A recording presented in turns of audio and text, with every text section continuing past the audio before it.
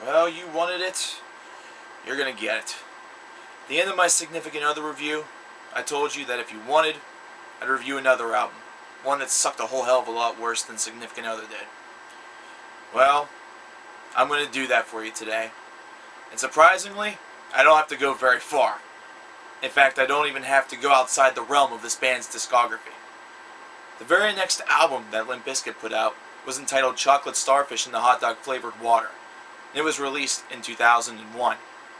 Now, come to think of it, there's actually a pretty big paradox here. This is something that was even mentioned in the comments of the previous video. What the fuck is a chocolate starfish and what the fuck is hot dog flavored water? Well, I did a little bit of research on this, and the results that I found are actually kind of retarded. Now, a lot of this information was concocted while the band was at truck stops, during tour stops and the like. And chocolate starfish was actually a metaphor that Fred Durst himself came up with for the human anus. Yeah, chocolate starfish. If you really want to find out whether or not he's legit about that, well, that's something for you to do on your own time. As for hot dog flavored water, well, this one's a little bit more interesting, but kind of just weird. Now, at this particular time, if you remember your soda or your drink history, yeah, I know, we're getting real off fucking topic right now, already. You'll remember that there were, companies and brands like Crystal Light and others that were marketing little flavor packages for water to give it a different flavor. Something like raspberry or lemonade or something like that. Yeah, an innocent little idea. Well, what did the band have to do? They thought to themselves, gee, what if it came in meat flavored or hot dog flavored? And voila, chocolate starfish and the hot dog flavored water was born. But it's kind of strange. Chocolate starfish is supposed to be a metaphor for the human anus. And whenever you take a look at a hot dog, it kind of looks like a dick. Yeah, you already could tell this album was going to take it right up the fucking ass. And right away, whenever you pop this sucker in and start listening to it, you start to understand why. See, at this point, Limp Bizkit had released 2 albums, and the idea of nu metal with a little bit of rap infusion, and their particular style of it was, still relatively new. It was still fresh. But now, it was just really starting to wear. Wear on both the mind, on the soul, on the body, everything. This album was just a bastardization of what Significant Other and $3 Bill Y'all were struggling to accomplish. And let me tell you, the worst part about this is that it actually holds a dubious record. Yeah, all of you fans of Pearl Jam, or even if you hate Pearl Jam, you should hate this. This band actually eclipsed Pearl Jam for the most single week-long sales for an album upon its debut, defeating Pearl Jam's Versus. It sold over 1 million copies in its very first week. Yeah, over 1 million people decided to buy this piece of shit the first week that it came out, halfway expecting it to be better than Significant Other. Well, okay, you can actually understand the seduction value, because once again, like Significant Other, it had a pretty good lead-off single. Yeah, it happens. Rollin'. Rollin' was probably a bigger song than Nookie, although that could be debated. Personally, I think it was, because this is another one of those songs that were everywhere. People were singing it on the streets, they were singing it in the stores, singing it on campuses, singing it in high schools. It didn't really matter where you were, somebody was saying, keep rollin', rollin', rollin'. So once again, they had a pretty popular, not to mention very catchy lead-off single. That really wasn't that bad. However, the problem with this album, as opposed to Significant Other, is that Significant Other boasted many other good songs. This album, not so much. Significant Other, you had about 5 or 6 songs that you could easily turn into singles, most of which were, and each and every one of them would be well received, not to mention you can still listen to today, and it doesn't really feel like it's aged all that much. With Chocolate Starfish and the Hot Dog Flavored Water, you had a couple of singles. My Generation, which immediately reminds me of The Who and makes me wish I was fucking listening to them.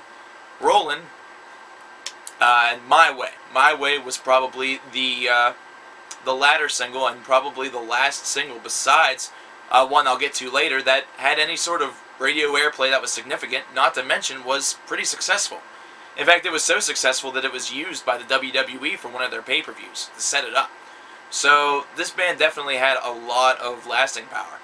Not to mention Rollin' was at one point used by The Undertaker whenever he used to come out. So the parallels between Limp Bizkit and music and the sports entertainment game definitely showed you that this band was everywhere. This album, on the other hand, should have been nowhere. It shouldn't be in stores. It shouldn't have been in car stereos. It shouldn't be in your stereo at home. It shouldn't even be in my mind. But unfortunately, I remember this album almost like it was released yesterday. I remember it like I just listened to it 5 minutes ago, even though it was last night or whenever the fuck. Time itself molds together and destroys your perception of reality after you listen to this stupid, miserable shit. It's an awful album. It's something where the whole idea that Significant Other kind of went to achieve was just destroyed. Almost like Fred Durst and Limp Bizkit decided to limp back into the studio and just throw together whatever shit popped into their head and release it. And that's exactly what you kind of get. It's a random barnstorm of just ass. There's one song actually where Fred Durst says the word fuck 48 times. And whenever you think about it, these songs are 3 minutes long. And unlike rap songs, this is not something that's very common in rock. But yet, there it is. He in fact references the fact that he said fuck 48 times. Oh, well, he actually said, I've said fuck 46 times in this fucking song. Which made it 48. Almost like it was some sort of joke or something like that. Well, no one's laughing, Fred. Not then and not now. This whole entire album is filled with little moments like this that just make you want to pull your hair out and punch people. This is something that just should have never been released. Instead, it should have just, I don't know, gone onto a DVD, which was aptly titled Poop, so maybe they should have just flushed this down the fucking toilet. I mean, I swear, this is one of those albums that you listen to and it just enrages your soul and mind. And, well, you can kind of understand it. Well, even though it did sell 1 million copies on its first week, people weren't fucked. They weren't fucking swayed by this whatsoever. And yeah, I am saying fuck as much as humanly possible as a tribute to Fred Durst's tremendous douchebaggery. Yeah, even I have to poke fun at the asshole too. I think there's one thing that I forgot to mention that, well, I didn't mention in the last video. Oh wait, yeah I did, because it's so easy to see. Fred Durst likes to talk hard, he likes to sing hard, he likes to rap hard, grab his nutsack, sport his red Yankees hat, Yankees suck by the way, and act like he's a badass, when in reality he's just a giant, fludging pussy. You wanted proof? Here, I'll give you some proof. Their next record was entitled Results May Vary. This album was put out in 2003, and it's amongst some of the worst recorded material that I've ever heard in my entire life. There's only one song on this that has any sort of redeeming factor on it. Only one song that I would actually listen to after the fact. And it's not even a Limp Bizkit song. It's Limp Bizkit covering Behind Blue Eyes by The Who. At first, whenever I heard this, I thought, okay, this is a nice update. Who did this, and, well, what's it for? What movie came out? What television series is using this?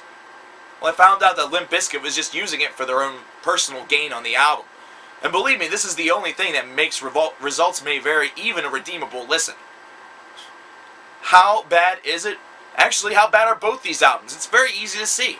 Both of these are considered to be two of the most miserable and worst albums of all time. And it's easy to see. The music's dull and uninspired. They think they're doing something original, cool, and just maintaining themselves, when in reality, all they're doing is following up a, well, semi-decent disc, which followed up a pretty impressive debut with 2 albums of pure ass. And going back to the whole pussy thing, well, here you go. One night, Fred Durst is performing. One night, Fred Durst's fans are a little bit pissed off at him. They don't exactly like the performance. He's getting booed off stage. So what does Fred Durst want to do? He goes back to the locker room and wants to kill himself. But what does he do? He does the emo thing instead. He writes a song about it. Great. That's all we need. A song about Limp Bizkit's Fred Durst hanging on the edge of death because a couple of people didn't like him that maybe liked him 2 years ago. Welcome to fucking rock and roll, Fred. I understand this is going to be a little bit shorter than the one that I just did for Significant Other. But in reality, there's not much that needs to be said. The same laundry list of special guests exists on Chocolate Starfish and the hot dog flavored water, as did on Significant Other. Scott Weiland, unfortunately, was on this again. And I say unfortunately because if I were Scott, I wouldn't want to be associated with this at all. Once again, you saw Method Man, as I incorrectly stated on the last review, but you also do see Redman, so it was an honest mistake. In fact, Mark Wahlberg and DMX were even on this as well, and Trent Reznor gets a credit because 3 of his songs were used as samples in the song Hot Dog by Fred Durst and Limp Bizkit. Why is he not someone that decided to do a guest spoof? Well, because, like most other people, he fucking hates Fred Durst. He couldn't stand Limp Bizkit. Seems to be a running gag, a running trend. Huh. Eminem did a diss track? Fred Durst, or should I say Trent Reznor's not happy with Fred Durst. The guy from Taproot, which kept the System of a Down song off. This proves just how big of a douchebag and pussy that Fred Durst has always been. Whenever he writes songs with these people and then one little thing happens, even if it's not with that person, the whole thing with the System of a Down Serj Tankian track that was going to be on Significant Other not appearing there is because he had a problem with a guy from Taproot and they just so happened to share management. Are we in fucking 5th grade? Seriously, this is out of control. I thought maybe Scott Stapp from Creed was a pussy considering he filed a restraining order against his wife for throwing a cell phone at him. But that makes him a white knight. That makes him Arnold Schwarzenegger compared to this shit. This is awful. Now you may be wondering why I'm focusing more on the off-the-field or off-the-music antics of Limp Bizkit and Fred Durst as opposed to focusing on the music itself. And well, the reason is simple. Well, because it's not all that different from what they did before. Only, well, alright. Significant Other's first half, as I mentioned on the review, well, the first half of it was actually pretty good. There was a little bit of diversity on there, not to mention each and every one of the songs was definitely listenable, and you actually enjoyed the overall experience. But as I also said on that review, anything after End Together Now just sucked ass. It's almost like the record should have ended with End Together Now. Well now, after listening to these two albums, I'm convinced their career should have ended after End Together Now. There's barely anything redeemable about both of these albums. They're both trash. They're garbage. They should be taken to an acid bath and burned. Somebody needs to do this, and I am begging and pleading. There are many places, many religious organizations that'll burn metal CDs, and I mean literally burn them, engulf them in flames, and torch them to death because they think Satan themselves are in it. Well, this is what I want you to do as responsible music fans. I want you to take your copies of Chocolate Starfish and the hot dog flavored water, and results may vary. Get yourself a nice little crop circle, get a lot of gasoline, and burn the motherfuckers. We don't need no water. Let those motherfuckers burn. Burn, motherfuckers, burn. Let shit go where it's supposed to be, and that's in the earth to die.